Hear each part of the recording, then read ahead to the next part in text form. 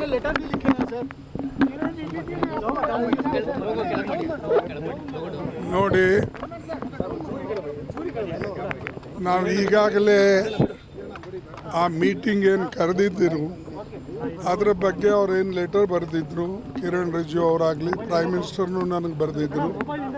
ನಾನು ಈಗಾಗಲೇ ಅದಕ್ಕೆ ಉತ್ತರ ಕೊಟ್ಟಿದ್ದೇನೆ ಮತ್ತು ಎಲ್ಲ ಪಕ್ಷದವರಿಗೆ ಕರೆದು ಅವರು ಮಾತಾಡಿಸಿದ್ರೆ ನಾವು ಅದರಲ್ಲಿ ಭಾಗಿಯಾಗಿ ಸಲಹೆಗಳು ಕೊಡಬಹುದು.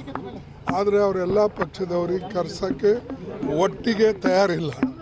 ಅದಕ್ಕಾಗಿ ನಾವು ಪುನಃ ಈಗ 15ನೇ ತಾರೀಕು ಆಲ್ ಪಾರ್ಟಿ ಮೀಟಿಂಗು ಸೇರ್ತಾ ಇದ್ದೇವೆ.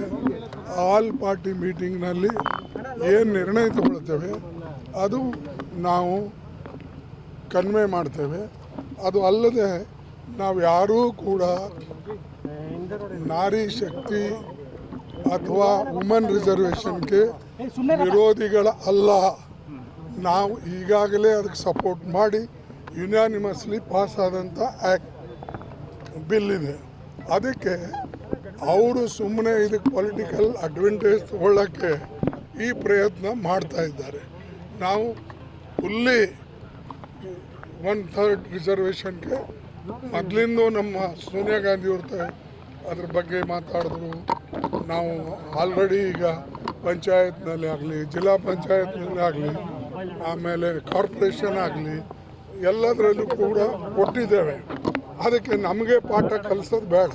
ಬಟ್ ನಾವು ಹೇಳೋದೇನೆಂದರೆ, ಒಂದು ತೀರ್ಮಾನ ದೇಶದ ಬಗ್ಗೆ ಮಾಡುವಾಗ ಅದರದ್ದು ಲಾರ್ಜರ್ ಇಂಪ್ಲಿಕೇಶನ್ನು ಇರ್ತದೆ. ನಾವೀಗ ಆಲ್ರೆಡಿ ಪಾಸ್ ಮಾಡಿದ್ದೇವೆ.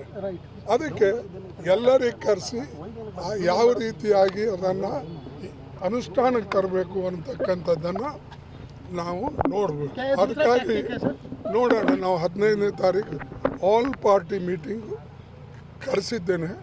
ನಾವೆಲ್ಲರೂ ಕುಂತು